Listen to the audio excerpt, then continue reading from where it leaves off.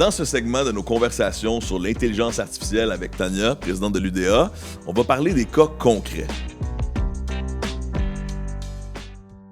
Donc, Tania, présentement, il y a des membres qui appellent l'Union puis qui posent des questions sur l'intelligence artificielle. Oui. Mais il y en a beaucoup qui sont inquiets. Ouais.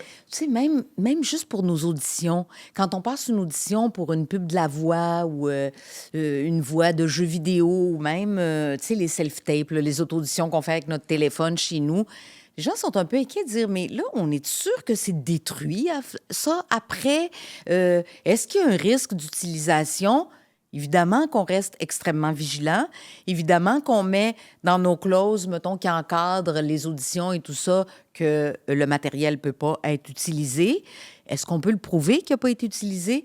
Non, mais on va pouvoir. Moi, j'ai vraiment confiance que dans nos contrats, si on commence à mettre, ou dans nos encadrements d'entente collective, si on commence à mettre, tu ne peux pas utiliser quoi que ce soit, l'image, la voix de quelqu'un sans avoir son consentement explicite, donc on revient au principe ART,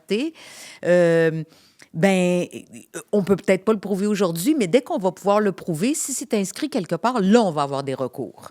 Donc il y a des membres qui sont inquiets, mais il y a Oui. aussi des cas actuels là, de producteurs qui veulent utiliser l'intelligence artificielle. Oui, ça, il y a des membres qui nous appellent pour nous décrire ça. Il y a des agents aussi, on consulte beaucoup les agents pour savoir, documenter ce qui se passe en ce moment.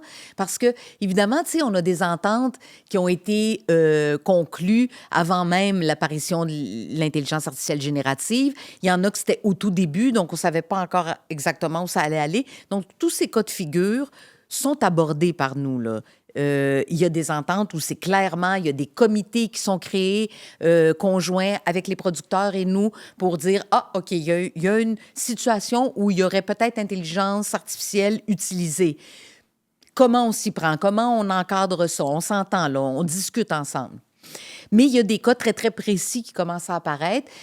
Par exemple, il y a des développeurs d'intelligence artificielle qui disent, ben on aimerait ça avoir des artistes en studio, on va les rémunérer pour modéliser leur voix. Puis après ça, ben on ne sait pas trop à quoi ça va servir, mais tu sais, ça va servir. Ben là, ça respecte pas des principes, ça. OK, tu l'amènes en studio, l'artiste, tu le fais enregistrer, mais tu lui dis pas quand est-ce que ça va être utilisé, on sait même pas si ça va être reconnaissable, est-ce qu'il va y avoir des droits là-dessus ou pas. Donc, selon toi, est-ce que c'est acceptable? Oui, c'est pas juste de payer pour la captation, mais c'est aussi pour l'utilisation future, là. C'est ce qu'on essaie d'entrer dans le système. Exactement. Donc, pour nous, ça, c'est une situation qui n'est pas acceptable. On dit, ben non, tu ne pourras pas utiliser nos artistes puis les rémunérer. C'est pas encadré dans une entente. Ce qui n'est pas encadré dans une entente, ben puis si un producteur n'a pas de lien direct avec nous, ben malheureusement, il peut le faire. D'où l'importance d'encadrer, d'appeler les producteurs puis de dire, tu dois venir t'asseoir avec nous pour qu'on puisse encadrer le travail de nos artistes. Une autre demande, la publicité. On a beaucoup de demandes en publicité, c'est vrai, mais tu sais, il y a différents cas de figure. Ouais. Mettons, Fred, tu fais une publicité depuis 10 ans pour une émission. Ouais. Et que c'est toi la signature. Alors, n'oubliez pas, jeudi à telle heure, venez écouter l'émission. Ça fait déjà 10 ans que tu fais ça. Et là, le producteur te demande, est-ce que je pourrais modéliser ta voix? Déjà, est-ce que je pourrais? C'est déjà la question de base. Oui. Est-ce que je pourrais modéliser ta voix?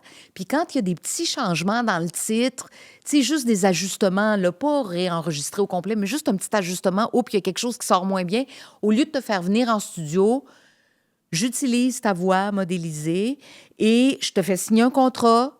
Il n'y a rien qui change. C'est comme si tu venais en studio, sauf que tu ne viendras pas. Ouais. Là, on est dans quelque chose d'acceptable. On est dans le sens cadre. que je te demande ton autorisation, je te rémunère comme si tu étais venu en studio, puis j'ai ton consentement, puis je vais être très transparent, je vais te le dire si je l'utilise ou pas, puis si jamais je dois le réutiliser, bien, c'est dans ton contrat, tu vas accepter ou pas. Donc, des fois, les artistes hésitent avec ça, mais il y a des agents, puis quand tu n'as pas d'agent d'artiste pour être ton intermédiaire, bien, tu as l'union qui peut être ton intermédiaire. Donc, autant pour les inquiétudes que pour les cas concrets, ne pas hésiter à prendre le téléphone et à appeler l'Union. Exactement, oui, parce que c'est là-dessus qu'on planche là, en ce moment. Notre objectif en ce moment, c'est trouver la meilleure façon, selon nos principes, autorisation, rétribution, transparence, à protéger la création humaine, protéger les artistes, leur dignité, leurs conditions de travail, leurs acquis, ne pas leur faire perdre d'ouvrage. Tu sais, il y a une transition qui va être plus ou moins longue. Tout le monde dit, il y a toutes sortes de métiers qui vont se perdre dans toutes sortes de secteurs, mais ça fait longtemps que les artistes le disent. On a été les premiers à lever le drapeau rouge, puis là, en ce moment, on a des cas concrets qu'on documente, puis avec lesquels on intervient. Donc, quand on apprend ces choses-là, puis que nos membres nous parlent, mais il est possible pour nous de nous retourner vers un producteur puis dire, la loi sur le statut de l'artiste m'autorise à te dire, viens t'asseoir à la table avec moi pour discuter de ces choses-là. Si un producteur appelle un artiste, qu'est-ce que l'artiste peut demander au producteur là, par rapport à l'IA? Bien, l'artiste peut tout demander. Peut demander l'autorisation, peut demander la protection, la rémunération. Est-ce qu'il va oser le faire? Tu sais, comme on est dans une situation particulière de vulnérabilité, les artistes interprètent, parce que, on ne crée pas notre ouvrage, on dépend de la personne, du producteur qui va nous demander nos services. Il faut que le téléphone sonne. Il faut que le téléphone sonne. Il ne sonne pas toujours, donc c'est toujours inquiétant pour un artiste d'imposer les conditions qu'il considère comme étant justes. C'est pour ça qu'il y a des agents d'artistes, c'est pour ça qu'il y a l'union aussi qui peut agir comme intermédiaire. Alors, un artiste qui se représente seul peut tout à fait appeler l'union puis dire « Qu'est-ce que je peux demander? Pouvez-vous m'aider? Qu'est-ce qui est en ce moment dans des ententes que je peux demander? Est-ce qu'il y a une entente qui encadre le travail de tel ou tel producteur? » Tu sais, par exemple, un autre exemple concret, là, ça me fait penser les jeux vidéo, parce qu'on a beaucoup de demandes puis d'artistes qui nous appellent en ce moment pour les jeux vidéo. Alors, je ne sais pas si tu es familier avec les enregistrements de voix pour les jeux vidéo. Normalement, Fred, si tu vas enregistrer une voix principale pour un personnage d'un jeu vidéo populaire, tu vas passer quelques heures en studio, peut-être plusieurs jours d'affilée pour faire ce personnage-là, selon son importance. Et souvent, à la fin, on va te demander de rester 1, 2, 3 heures de plus. Tu vas modifier ta voix toi-même, puis tu vas faire les wallace, qu'on appelle donc les personnages d'ambiance, les cris d'ambiance, les rires, un petit mot par-ci, par-là. Donc, toute la foule qui entoure le jeu, les personnages principaux. Ouais, ce qui donne une ambiance sonore intéressante, humaine, chaleureuse au protagoniste, là, autour du protagoniste. Et souvent, c'est celui qui joue un personnage principal qui va être invité à en faire quelques-uns. Alors souvent, maintenant, les créateurs de jeux vidéo disent, les producteurs disent, pourrais-tu m'autoriser à modéliser ta voix, puis la transformer un peu. Je vais l'utiliser uniquement pour ce jeu. Je vais l'utiliser en te disant quand est-ce que je vais l'utiliser et si je vais l'utiliser. Puis souvent, ce qu'ils proposent, ces compagnies-là, c'est je vais te rémunérer de toute façon. Même si ta voix modélisée, finalement, je ne l'utilise pas, je vais te rémunérer de toute façon, puis je t'avertirai si je l'utilise. Et si j'en fais une utilisation subséquente, en plus, je vais te demander ton consentement, puis je vais te payer, je vais avoir un contrat. Donc là, on est dans des cas de figure acceptables selon les principes ART. À partir du moment où un producteur te demande ton consentement, te dit, peu importe comment je vais l'utiliser, tu vas être au courant. Tu vas être au courant de la durée, tu vas être au courant du logiciel, parce que c'est ça aussi la transparence. Quel logiciel tu utilises? Quelle IA artificielle tu utilises? Quel programme? Tu vas l'utiliser sur n'importe quel territoire ou juste ici? Tout ça, c'est des choses que l'artiste peut exiger. Il peut demander des réponses à ces questions-là. C'est exactement ce que l'Union fait aussi quand elle a des cas comme ça. On essaye là, d'aller encadrer ça jusqu'au moindre détail, incluant le territoire, incluant les possibles. Est-ce que tu penses, comme producteur, que tu vas peut-être l'utiliser pour un autre jeu que tu vas créer? Parce que c'est défendu. Si tu le fais, ça va être vraiment, on repart à zéro. Là. Tu ne me payes pas juste 2 petites heures de plus. On repart à zéro, comme si je m'en venais faire tout un enregistrement. Alors ça, c'est des conditions acceptables pour nous qui respectent des principes ART. Puis peut-être éventuellement, on va rajouter des lettres là, à ça. Donc, on voit vraiment la différence entre quelqu'un qui procède via une entente et quelqu'un qui procède sans entente.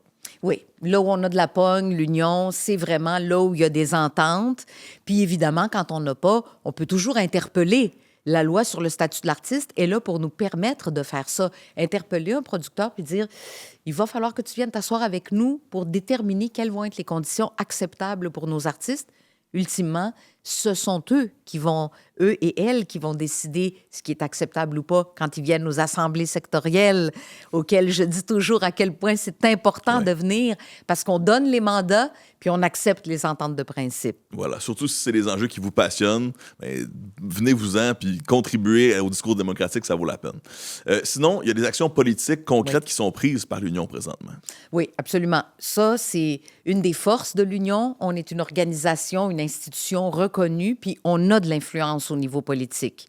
Alors, par exemple, au niveau fédéral, je me suis entretenue avec Marc Miller, qui est notre ministre responsable de tout ce qui concerne les méfaits de l'IA. Donc, oui, culture, patrimoine,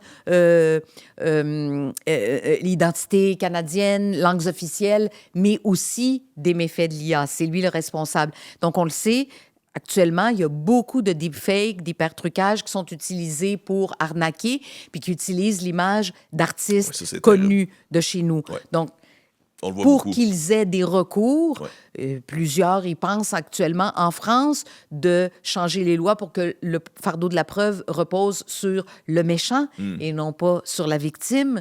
Donc, il y a ça. D'autre part, on a vu l'UNESCO aussi. Donc là, je parle des grands enjeux puis de nos interventions macro. Donc, on est intervenu aussi pour qu'il y ait un succès pour l'UNESCO, pour que l'intelligence artificielle soit abordée maintenant pour la protection et la promotion de la diversité culturelle. Puis, à un niveau plus proche de nous aussi, on va dire, par exemple, à notre ministre de la Culture, bien, quand il y a du financement public en ce moment, bien, ça serait peut-être bien qu'on mette des limites à l'intelligence artificielle générative. Évidemment, comme syndicat, on ne peut pas l'empêcher parce qu'on ne peut pas se substituer à la loi. Tout le monde a le droit d'utiliser l'intelligence artificielle générative. On part de là. Oui. Mais on dit au ministre, si on veut sauvegarder notre culture, est-ce qu'il ne serait pas important que le financement public soit conditionnel, que tu ne puisses pas remplacer un acteur, que tu ne puisses pas remplacer une voix humaine par une voix synthétique sans rémunération, sans consentement? Est-ce qu'on peut intervenir pour ne pas que le travail se perde? Oui, puis il y a une certaine logique à ce que les fonds publics soient utilisés pour notre économie locale, là, carrément. Là. Absolument. Puis on a une culture à défendre. Une souveraineté culturelle, c'est pas juste un concept dans les airs.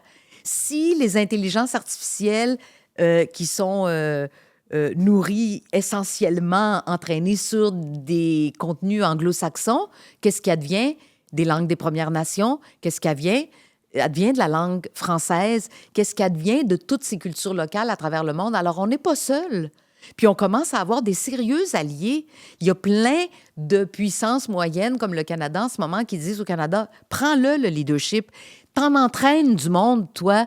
T'en as des formations, des gens de la technologie qui sont formés pour ça.